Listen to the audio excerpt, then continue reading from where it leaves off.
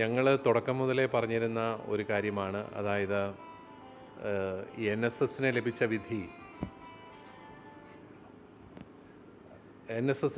വിധി ഒരു സർക്കാർ ഉത്തരവിലൂടെ മാത്രം കേരളത്തിൽ നടപ്പിലാക്കാവുന്നതേ ഉള്ളൂ.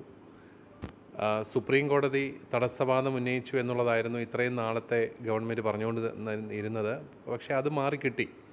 എൻ എസ് എസിന് ആ വിധി ലഭിച്ചപ്പോൾ അത് മറ്റ് സമാനമായ പ്രശ്നമുള്ള മാനേജ്മെൻറ്റുകൾക്കും നടപ്പിലാക്കാവുന്നതേ ഉള്ളൂ എന്നുള്ള ഒരു നിലപാടായിരുന്നു ഞങ്ങളിന്ന് ഉന്നയിച്ചിരുന്നത്. പക്ഷേ അപ്പോഴും നിയമോപദേശം മറിച്ചായിരുന്നു എന്നുള്ള ഒരു ന്യായമാണ് ഗവൺമെൻറ് പറഞ്ഞിരുന്നത്. ഇപ്പോഴേതായാലും ഒരു വർഷത്തിന് ശേഷം, എനിക്കൊന്ന് കഴിഞ്ഞ വർഷമാണ് എൻ എസ് എസിന് അനുകൂലമായി വിധി ലഭിച്ചത്. ഒരു വർഷത്തിന് ശേഷം വിദ്യാഭ്യാസ മന്ത്രി പറയുന്നു നിയമോപദേശം ലഭിച്ചു, അത് നമുക്കും ലഭ്യമാക്കാനായിട്ട് ബുദ്ധിമുട്ടില്ല എന്ന്.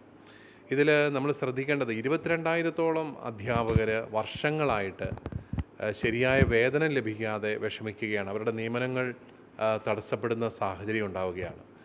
അതിൻ്റെ ഒരു വലിയ വേദനയും വിഷമവും ഒക്കെയാണ് ഞങ്ങൾ ഈ പൊതുസമൂഹത്തിന് മുമ്പിലും അതുപോലെ ഭരണകർത്താക്കളുടെ മുമ്പിലും അവതരിപ്പിച്ചുകൊണ്ടിരുന്നത്. ഇത് കേവലം കുറച്ച് മാനേജ്മെൻറ്റുകളുടെ മാത്രം പ്രശ്നമല്ല. ഇത് 22,000-ഓളം വരുന്ന വ്യക്തികളുടെയും അവരെ ആശ്രയിച്ച് പോകുന്ന കുടുംബങ്ങളുടെയും അതുപോലെ അവർ പഠിപ്പിക്കുന്ന സ്കൂളുകളുടെയും അവസ്ഥയാണ്. ഇപ്പോൾ 10 അധ്യാപകരുള്ള സ്കൂളിൽ 8 പേർക്കും ശമ്പളം കിട്ടുന്നില്ല എന്ന് പറയുമ്പോൾ ആ സ്കൂളിൻ്റെ നിലവാരം എത്രമാത്രം ദയനീയമായിരിക്കും.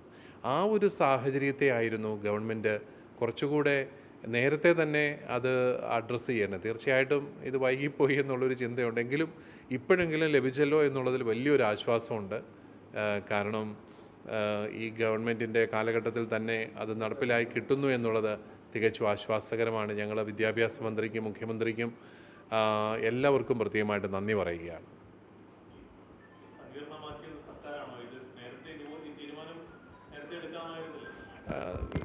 സർക്കാർ പറയുന്നത്, ഞാൻ ഇന്ന് മന്ത്രിയുടെ പത്രസമ്മേളനത്തിൽ കേട്ടത്, അദ്ദേഹം പറഞ്ഞത് ഞങ്ങൾക്ക് അന്ന് അങ്ങനെ ഒരു നിയമോപദേശം ലഭിച്ചു, അന്ന് ഞങ്ങൾ അങ്ങനെ പ്രവർത്തിച്ചു, ഇന്ന് മറിച്ച് ലഭിച്ചു, ഞങ്ങളിങ്ങനെ പ്രവർത്തിക്കുന്നു, പ്രശ്നം തീർന്നാൽ മതിയല്ലോ.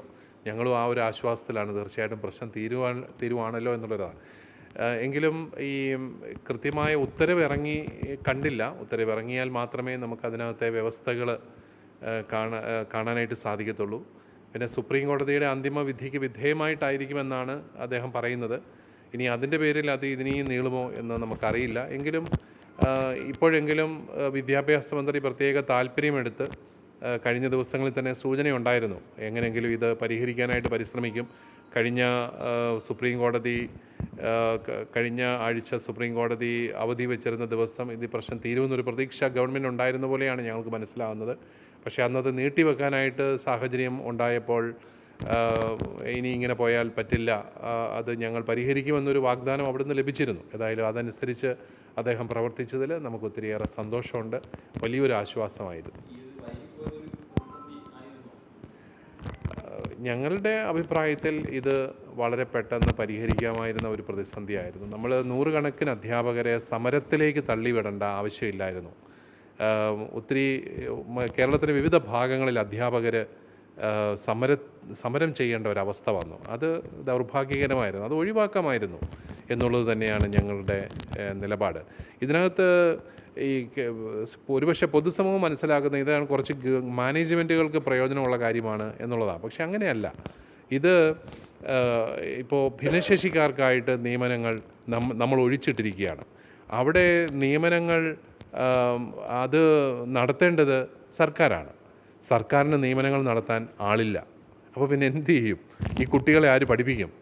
അപ്പോൾ അത്രയും സീറ്റുകൾ, അത്രയും പോസ്റ്റുകൾ ഒഴിച്ചിട്ടിട്ട് ബാക്കിയുള്ള സീറ്റുകളിലെങ്കിലും നിയമനങ്ങൾ നടത്താനായിട്ട് തയ്യാറാവണം. ഇതായിരുന്നു ഞങ്ങളുടെ വളരെ ന്യായമായ അവകാശം. കാരണം അതിൻ്റെ പേരിൽ മറ്റുള്ള അധ്യാപകരെന്തിനാണ് സഹിക്കേണ്ടത്? പക്ഷേ അത് ശരിയായ രീതിയിൽ ഗവൺമെൻറ്റിൻ്റെ ഒരുപക്ഷെ ശരിയായ രീതിയിൽ സുപ്രീം കോടതിയിൽ പ്രസൻറ്റ് ചെയ്യാനായിട്ട് നമുക്ക് ഇല്ലായിരുന്നിരിക്കാം. ഏതായാലും എൻ എസ് എസിന് വിധി ലഭിച്ചപ്പോൾ ഞങ്ങൾക്ക് വലിയ ആശ്വാസമായിരുന്നു. സുപ്രീം കോടതിക്ക് ഈ ഒരു സാഹചര്യം മനസ്സിലായി. കാരണം ഇങ്ങനെ പോയ സ്കൂളുകൾ നടക്കില്ല. ഈ നിയമനങ്ങൾ ഒഴിച്ചിട്ടുകൊണ്ട് മറ്റധ്യാപകർക്ക് ശമ്പളം കൂടെ കൊടുക്കാതിരുന്നാൽ സ്കൂളുകൾ നടക്കില്ല എന്ന് മനസ്സിലായപ്പോഴായിരിക്കും സുപ്രീം കോടതി ഇങ്ങനെയൊരു പ്രൊവിഷൻ തന്നത്. അത് അന്ന് തന്നെ മറ്റ് മാനേജ്മെൻറ്റുകൾക്കും സർക്കാർ ഉത്തരവിലൂടെ നടപ്പിലാക്കാവുന്നതേ ഉള്ളൂ എന്നുള്ള നിലപാട് തന്നെയായിരുന്നു ഞങ്ങൾക്ക് അന്നും ഉണ്ടായിരുന്നത്. അത് ഏതായാലും സർക്കാർ ഇപ്പോഴെങ്കിലും ചെയ്തു എന്നുള്ളതിൽ വലിയ ആശ്വാസം ഞങ്ങൾക്ക് എല്ലാവർക്കും. അങ്ങനെയാണെങ്കിൽ പോലും ഞങ്ങൾക്ക് സന്തോഷം. ഇലക്ഷൻ മുൻനിർത്തിയാണെങ്കിൽ പോലും ഇങ്ങനെ ഒരു തീരുമാനത്തിലെത്തുന്നത് 22,000-ഓളം വരുന്ന വ്യക്തികൾക്കും അവരുടെ കുടുംബങ്ങൾക്കും അവർ പഠിപ്പിക്കുന്ന സ്കൂളുകൾക്കും എല്ലാം ആശ്വാസകരമാണ്. അത് നല്ല കാര്യമാണ് എന്നുള്ള രീതിയിലാണ്.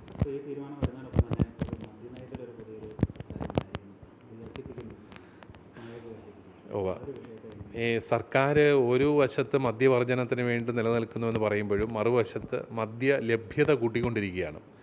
അത് ഒരിക്കലും ശരിയല്ല എന്നും മദ്യവർജനമാണ് നമ്മുടെ പൊതുവായ നയമെന്നും നിരന്തരമായിട്ട് ഞങ്ങൾ പറഞ്ഞുകൊണ്ടിരിക്കുന്നു. അതിൽ വളരെയേറെ ദുഃഖകരമാണ് ഇങ്ങനെ സർക്കാർ മദ്യത്തിൻ്റെ സംലഭ്യത കൂട്ടുകയും അതിൻ്റെ സമയം കൂട്ടുകയെല്ലാം ചെയ്യുന്നത്.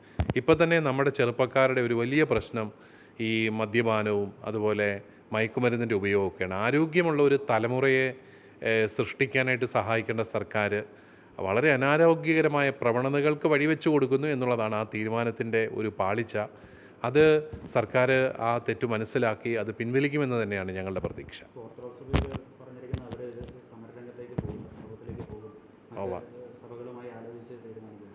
തീർച്ചയായിട്ടും ഞങ്ങൾ കൂട്ടായിട്ട് ആലോചിച്ച് അതിനൊരു നിലപാട് രൂപീകരിക്കാൻ അത് കേരള മദ്യവർജന സമിതിയൊക്കെ ഉണ്ട്. അവർ ഒരുമിച്ച് കൂടി ഒരു നിലപാട് അതിന് എടുക്കുമായിരിക്കുമെന്ന് ഞാൻ പ്രതീക്ഷിക്കുകയാണ്.